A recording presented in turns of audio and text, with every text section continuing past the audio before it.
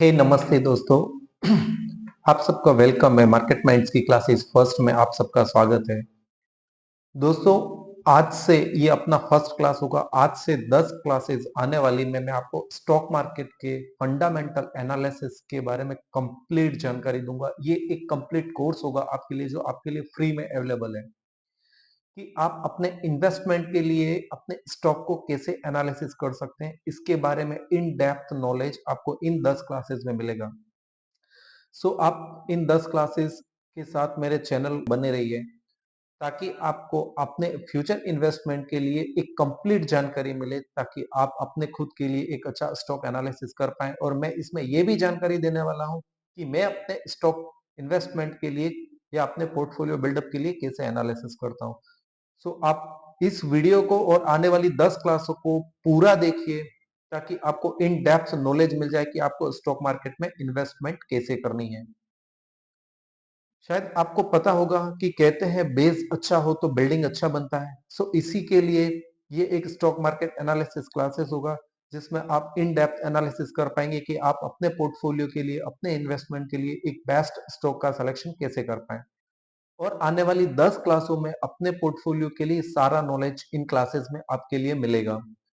आप इन 10 क्लासों में बने रहिएगा। रोज सुबह में 8 बजे ये क्लासेस आपके लिए आ जाने वाली है। हर एक क्लासेस एवरेज 30 से 35 मिनट का होना है।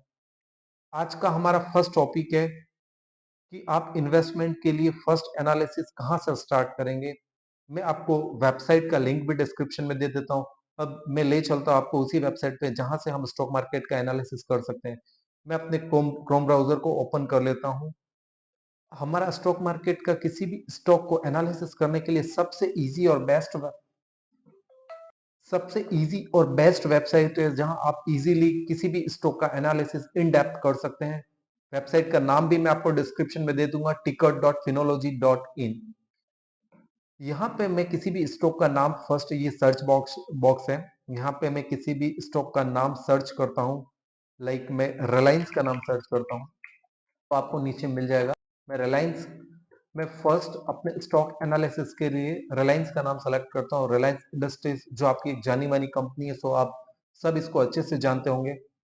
रिलायंस को कि टुडे हाई क्या है, टुडे लो क्या है, 52 वीक्स हाई क्या है, 52 वीक्स लो क्या है, आज का प्राइस क्या है।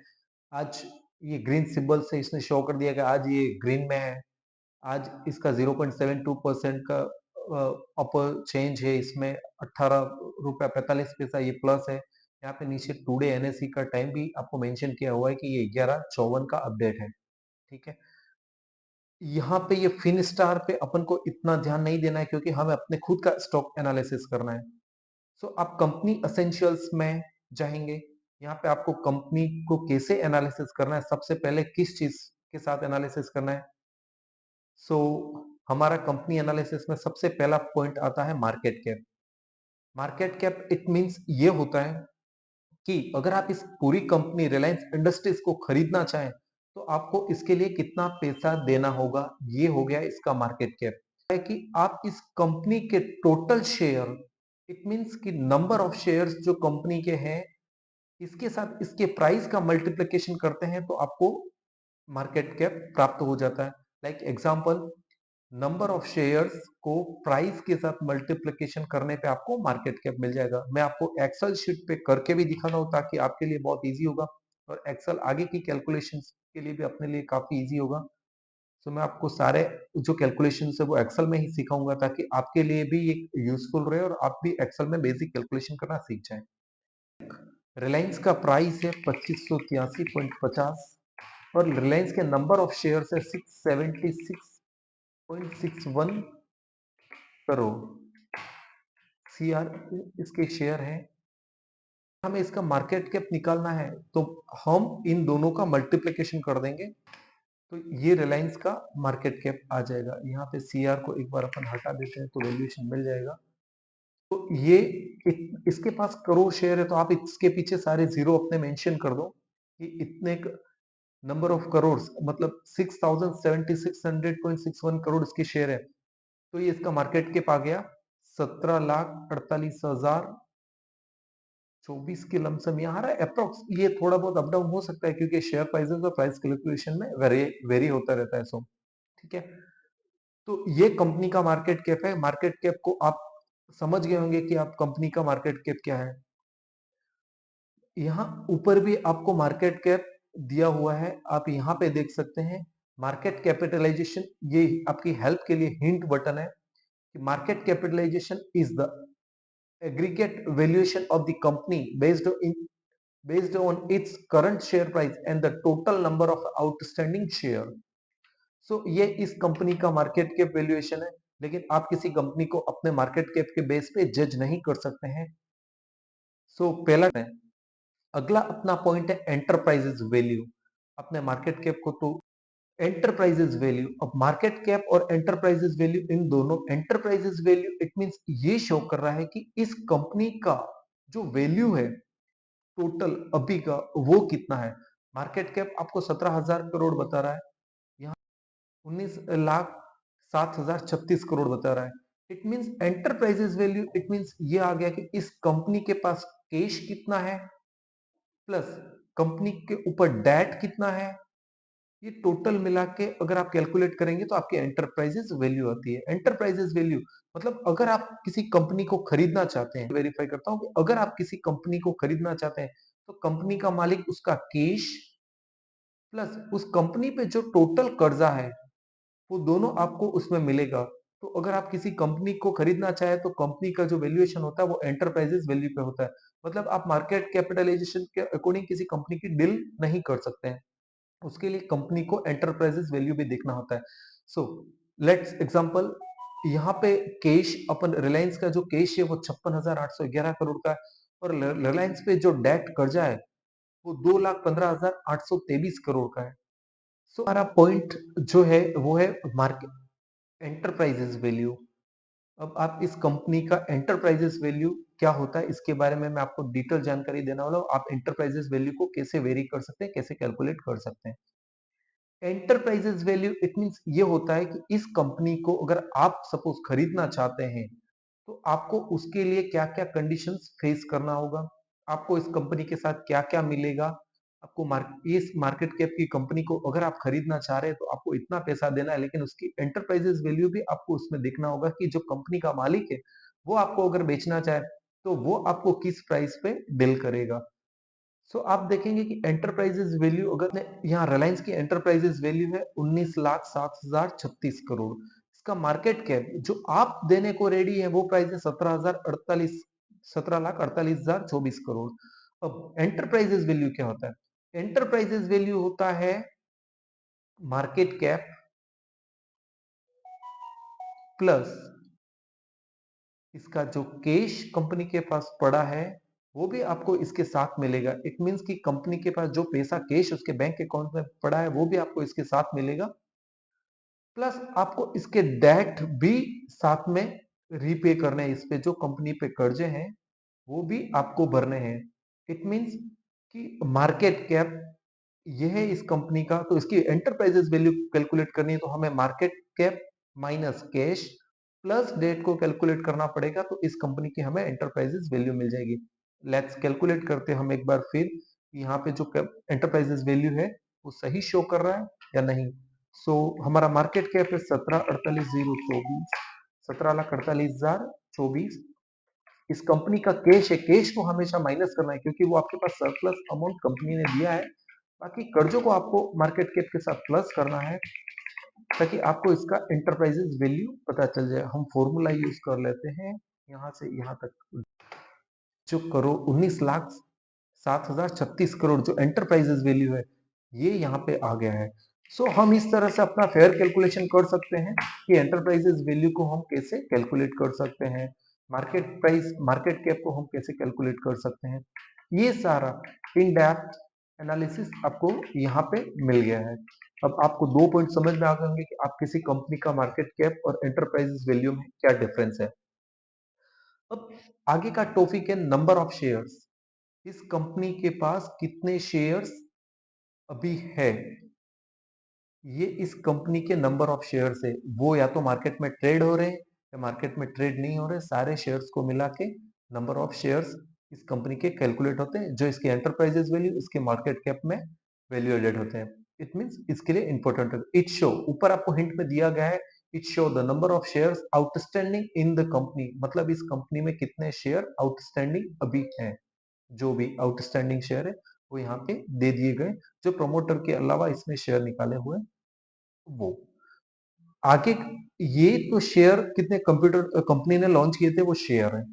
आगे है PE ratio, but PE ratio को हम रेशियो से पहले हम एक बार देख लेते हैं कि कंपनी के पास रेशियो से पहले अपन देख लेते हैं कि इस कंपनी का नेट प्रॉफिट कितना है। सो यहाँ पे आपको कंपनी का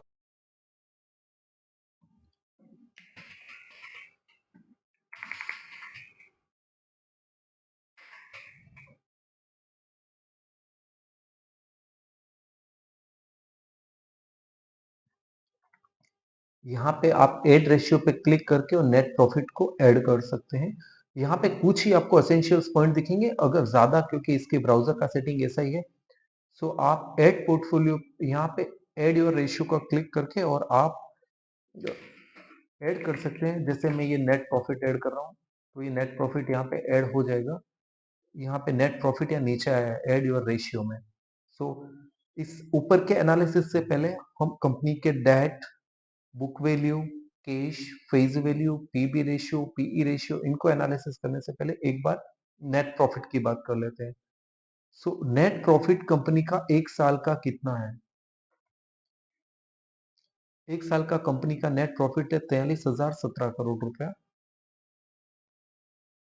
कंपनी के जो नंबर ऑफ शेयर्स है, जो आप देख सकते हैं यहाँ पे 676.61 करोड़ नंबर ऑफ शेयर्स है, और कंपनी का नेट प्रॉफिट 43,017 करोड़ है।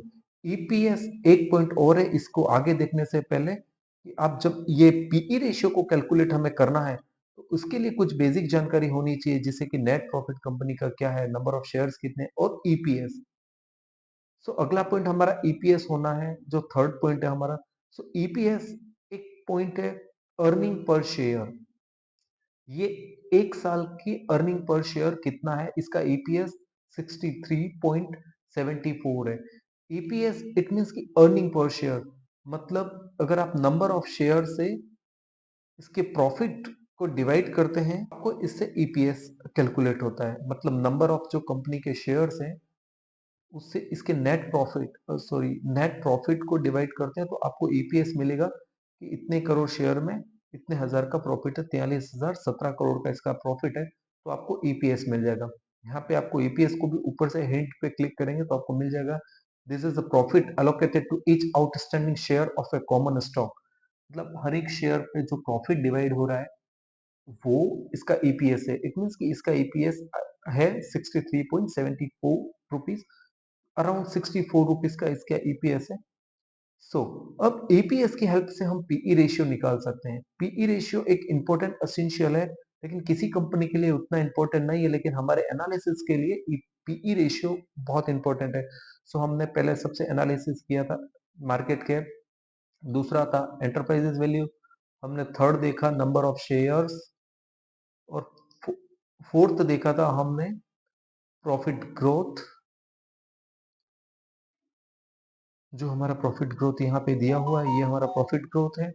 और अभी हम अगला टॉपिक हमारा है पीई रेशियो। सो पीई रेशियो के लिए आपको प्राइस से अगर आप ईपीएस को डिवाइड करते हैं तो पीई रेशियो प्राप्त हो। पीई रेशियो इट मींस कि ये होता है कि आप इस कंपनी की क्या वैल्यू दे रहे हैं, इसके शेयर को खरीदने के लिए है या फिर इस कंपनी को खरीदने के लिए। सो यहाँ पे इसका पीई रेशियो 40, अराउंड 40 के लमसम। सो इस कंपनी को आप खरीदने के लिए कितना भाव दे रहे हैं। अगर सपोज किसी कंपनी का, लेट्स से एग्जांपल, किसी कंपनी का 1 रुपया भाव है या 100 रुपया, लेट्स से किसी कंपनी का 100 रुपया प्राइस है और उसके दो पार्टनर है। सो एक का 50% हिस्सेदारी है, दूसरे का 50%। सो उसको अपनी इस कंपनी को खरीदना होगा तो उसको अपना पूरा 100%, 100 रुपया देना होगा। लेकिन पीई रेशियो ये बताता है कि आप इस कंपनी को खरीदने के लिए कितना गुना पैसा पे कर रहे हैं। अगर ये कंपनी तो 100 रुपए का था, लेकिन इसको खरीदने के लिए आपको कितना गुना पैसा पे करना है। सो पीई रेशियो ये बताता है कि आप इस कंपनी को खरीदने के लिए इसका 40% वैल्यूएशन या 40 गुना पैसा दे रहे हैं। सो पीई रेशियो निकालने के लिए हमें क्या करना होगा कि अगर हमें पीई रेशियो फेयर कैलकुलेट करना है तो हम कंपनी का प्राइस डिवाइड बाय इसका जो ईपीएस है 63.74, इसको हम जब कैलकुलेट करेंगे तो यहाँ पे हम एक्सेल में कैलकुलेट कर लेते हैं प्राइस डिवाइडेड बाय ईपीएस। सो 40.54 ये हमारा 40% जो 40 गुना पैसा है हम कंपनी का पे करेंगे तो हमारा ये पीई आ गया। सो आप इस तरह से पीई रेशियो भी कैलकुलेट कर सकते हैं। अब हर कंपनी का पीई रेशियो डिफरेंस हो सकता है, कुछ कंपनी का पीई रेशियो अलग हो सकता है। जब इन कंपनीज का आप कंपेयर करेंगे और अपन आगे कंपनीज एनालिसिस करेंगे तो आपको पीई रेशियो कैलकुलेट करना आ जाएगा। सो मैं आज आपको बेसिक पॉइंट बता रहा हूँ कि किसी कंपनी का एनालिसिस करने के लिए आपको क्या क्या आवश्यक चीजें ध्यान में रखनी है। उसके बाद आता है हमारा, अगर आप किसी कंपनी के जैसे ये पीई चार्ट है, ये पीबी चार्ट है, यहाँ पे वैल्यूएशन चार्ट का एक ऑप्शन आप नीचे जाएंगे तो आप इस कंपनी के प्राइस चार्ट पे आप क्लिक करते हैं। यहाँ पे वॉल्यूम वैल्यूएशन चार्ट, ये मैं आपको बता देता हूँ नीचे ले जाके। वैल्यूएशन चार्ट, हाँ ये पीई चार्ट है। सो इस कंपनी का जो एवरेज पीई रहा है पिछले एक साल का, जनवरी 23 से अभी तक का, आप यहाँ पे 5 साल का इसका पीई देख सकते हैं कि इसके 5 साल के पीई का क्या वैल्यूएशन था। इस कंपनी में प्रॉफिट ग्रोथ भी हुआ। पीई को कैलकुलेट करने के लिए बहुत सारी बातें देखनी पड़ती है कि हम इस कंपनी में क्या क्या हो रहा है। सो यहाँ पे आप प्रॉफिट ग्रोथ, सेल्स ग्रोथ देखिए, आप प्रॉफिट ग्रोथ का चार्ट देखिए, आप पिछले ये 5 सालों का प्रॉफिट ग्रोथ ऊपर, तो पिछले 5 सालों में 44% इसका प्रॉफिट ग्रोथ बढ़ा है। 44,205 करोड़, मतलब 5.63 की एवरेज से 5 सालों का इसका प्रॉफिट ग्रोथ है और पिछले एक साल का 13% का इसका प्रॉफिट ग्रोथ है। सो इन सब चीजों को देखना पड़ता है कि इसका प्रॉफिट ग्रोथ कितना है, इसमें सेल्स ग्रोथ कितना बढ़ा है, और इसके अकॉर्डिंग इसके पीई और इसकी वैल्यूएशन को डिसाइड किया जाता है कि इस कंपनी में इन्वेस्ट करना चाह रहे हैं या नहीं, या फिर आप और इन डेप्थ एनालिसिस इस कंपनी का कर सकते हैं, या फिर ये कंपनी आपके रिसर्च के लिए या आपके एनालिसिस के लिए, फर्दर एनालिसिस के लिए इंटरेस्टेड बन जाती है कि आप इसमें इन्वेस्ट करने को तैयार हैं या आगे और एनालिसिस करने के इच्छुक हैं। सो हमने पीई को देखा। अब पीईबी रेशियो, यहाँ पे मैंने आपको प्रॉफिट ग्रोथ भी बता दिया कि कंपनी का एक साल में कितना प्रॉफिट है और 3 सालों में क्या है, और पिछले 5 सालों में इस किस प्रॉफिट ग्रोथ की दर से इसने प्रोग्रेस किया है। यहाँ पे इसका सेल्स ग्रोथ भी एक साल का 25% है, 3 साल का 16% है, 5 साल का 12% है। इसमें आरओई भी आपको दिया, ये अपन आरओई आगे डिस्कस करेंगे। प्रॉफिट ग्रोथ, सेल्स ग्रोथ तो अपन ने बेसिक देख लिया है। आगे इन डेप्थ एनालिसिस में हम सारा एनालिसिस करेंगे। तो पीई चार्ट इट मींस कि इस कंपनी का जो वैल्यूएशन है पिछले 5 सालों का हमने लगा दिया है, तो 5 सालों का, तो हमें ये पता चलता है कि कंपनी का वैल्यूएशन एवरेज क्या रहा है, कितनी महंगी रही है और किस टाइम पे कितनी सस्ती रही है। अगला हमारा एनालिसिस है, अगला हमारा एनालिसिस है बुक वैल्यू। बुक वैल्यू क्या होता है, यहाँ पे दिया है, it's calculate the per share value of a company based on its equity available to common share holder. It means कि इस बुक वैल्यू ये शो करता है कि इस कंपनी के पर शेयर होल्डर का एवरेज प्रॉफिट उस शेयर का कितना गया है, मतलब उस शेयर ने कितना ग्रो किया है। Equity available to common share holder, जो इक्विटी अवेलेबल है कॉमन शेयर होल्डर के लिए, उसने कितना ग्रोथ अपना दर्ज किया है। अब PB ratio, price to book value, it means कि अगर आप कंपनी की बुक वैल्यू को उसके प्राइस से डिवाइड करते हैं तो आपको पीबी रेशियो मिलता है। लेट्स से मैं फिर आपको एक्सेल पे ले जाता हूँ और ये इसकी प्राइस है और 729 इसका बुक वैल्यू है, डिवाइड करते हैं बुक वैल्यू से तो हमें पीबी रेशियो इसका मिल जाए। अब आगे हम बात करते हैं कि ये पीबी रेशियो भी अलग अलग कंपनीज का अलग अलग एनालिसिस करना होता है। कुछ आईटी कंपनीज है उनका अलग होता है, कुछ एंटरप्राइजेस वाली कंपनी है जिसमें मशीनरी ज्यादा है, इक्विपमेंट ज्यादा है, जिनके आईटी कंपनीज में ये बुक वैल्यू बहुत वेरी नहीं करता है, उसमें एम्प्लॉय काम करते हैं और एम्प्लॉय को एक उसके एसेट्स के रूप में नहीं गिना जाता है। जो एसेट्स हो, जैसे कंपनी ने अपना इंफ्रास्ट्रक्चर बनाया, बिल्डिंग्स बनाई है, फैक्ट्री लगाई है, उन कंपनीज का बुक वैल्यू वेरी करता है या उनका बुक वैल्यू इंपॉर्टेंट होता है एनालिसिस के लिए। कुछ आईटी कंपनीज है जैसे इन्फोसिस है, इन्फो एज है, इनका इसमें बुक वैल्यू इंपॉर्टेंट नहीं होता क्योंकि इनके एसेट्स नहीं होते और इनके कोई इंफ्रास्ट्रक्चर में कोई मशीनरी या फिर कोई फैक्ट्री का इन्वॉल्वमेंट नहीं होता, कोई बिल्डिंग कंस्ट्रक्शन का इन्वॉल्वमेंट नहीं होता है। सो हमने आज 3 एनालिसिस किए, book value, PB, market cap, enterprises value, number of shares, growth, profit growth उसका कंपनी का देखा हमने, वैल्यूएशन चार्ट को भी देखा। सो ये बेसिक चीजें मैंने आपको आज बताई है जो आपको मैं एक्सपेक्ट करता हूँ कि आपको अच्छे से समझ में आ गई होगी। और अगर आपको इसके रिगार्डिंग कोई भी कंफ्यूजन है तो आप मुझे कमेंट में इन डेप्थ एनालिसिस आपके लिए और एक नया वीडियो लेके आऊं ताकि आपको एक बार और समझाने की कोशिश करूं। यहाँ पे आप ये स्टैंड अलोन कंपनी का एनालिसिस है। आप यहाँ पे कंसोलिडेट जो एनालिसिस है वो भी इस कंपनी का देख सकते हैं। जैसे आप कंसोलिडेट एनालिसिस पे क्लिक करेंगे तो कंपनी का कंसोलिडेट एनालिसिस भी आ जाएगा। सो आप किसी भी कंपनी को एनालिसिस करते हो तो आप स्टैंड अलोन और कंसोलिडेट एनालिसिस दोनों कीजिए, ताकि इसमें क्या आपको उसकी कंपनी की, अब जैसे आप कंपनी का कंसोलिडेट एनालिसिस करें तो इसका पी रेशियो डिफरेंट है, इसका बुक वैल्यू डिफरेंस आ रहा है, नंबर ऑफ शेयर्स तो वही है, एंटरप्राइजेस वैल्यू वही है, लेकिन यह प्रॉफिट ग्रोथ डिफरेंस है और यह बुक वैल्यू भी इसका डिफी रेशियो चेंज हो गया। सो आप कंपनी का फेयर एनालिसिस करने के लिए आप स्टैंड अलोन और कंसोलिडेटेड एनालिसिस दो कर सकते हैं। अब स्टैंड अलोन एनालिसिस का मतलब क्या है ये मैं आपको बताता हूँ। स्टैंड अलोन एनालिसिस का ये मतलब है कि अगर ये आपकी कंपनी की अपनी कंपनी से कमाई हुई है, मतलब उस कंपनी जैसे रिलायंस इंडस्ट्री है, उसने खुद ने अपनी ही कंपनी से, रिलायंस इंडस्ट्री से ही ये पैसा कमाया है। ये stand alone profit, stand alone growth या कंपनी की जो वैल्यूएशन है वो स्टैंड अलोन बताता है। लेकिन जब आप कंसोलिडेट करते हैं तो इसमें इस कंपनी ने किसी और कंपनी में इन्वेस्ट करके भी जो प्रॉफिट कमाया है या जो पैसा बनाया और उसने अपनी प्रॉफिट ग्रोथ में दिखाया है या अपने बुक वैल्यू में जो शो कर रहा है या पीबी रेशियो में जो शो कर रहा है, वो अगर कोई कंपनी किसी और कंपनी में भी इन्वेस्ट करती है, जैसे कि आपके पास 100 रुपए है, उसमें से 20 रुपए या 25 रुपए आपने अपने दोस्त को इन्वेस्ट करने के लिए दिए किसी बिजनेस में। सो आपके दोस्त के बिजनेस से जो आपको रिटर्न मिल रहा है या जो आपको इंटरेस्ट जनरेट हो रहा है वो आपका कंसोलिडेटेड प्रॉफिट हो गया। और स्टैंड अलोन प्रॉफिट ये है कि इसमें आपने अपनी कंपनी, मेरी खुद की कंपनी से मैंने जो पैसा कमाया वो स्टैंड अलोन प्रॉफिट है। सो आप किसी भी कंपनी का एनालिसिस करते हैं तो आपको इन दोनों चीजों का ध्यान रखना है कि आपको बुक वैल्यू भी देखना है किसी कंपनी का, सॉरी स्टैंड अलोन प्रॉफिट भी देखना है और उसका कंसोलिडेट प्रॉफिट भी देखना है। सो आप इन डेप्थ एनालिसिस इस तरह से आगे स्टेप बाय स्टेप कर पाएंगे। मैंने आपको कंसोलिडेट और स्टैंड अलोन दोनों के बारे में बता दिया है, मार्केट कैप बता दिया, एंटरप्राइजेस वैल्यू बता दिया, नंबर ऑफ शेयर्स क्या होता है ये जानकारी दे दी, पी रेशियो को आप कैसे एनालाइज कर सकते हैं, किसी कंपनी का पी कैसे देख सकते हैं, इस बारे में मैंने आपको कंप्लीट जानकारी। डेट भी मैं आगे आपको बताने वाला हूँ, कैश भी और डिटेल में मैं आपको एनालाइज करके बताने वाला हूँ, प्रमोटर होल्डिंग क्या होती है इनके बारे में। लेकिन आज तक जो हमने कंप्लीट किया, profit growth, valuation, P chart, PV chart, ये सारा हमने पढ़ लिया है। हम नेक्स्ट वीडियो में और आगे का इन डेप्थ एनालिसिस करेंगे जो आपके लिए बहुत हेल्पफुल होगा।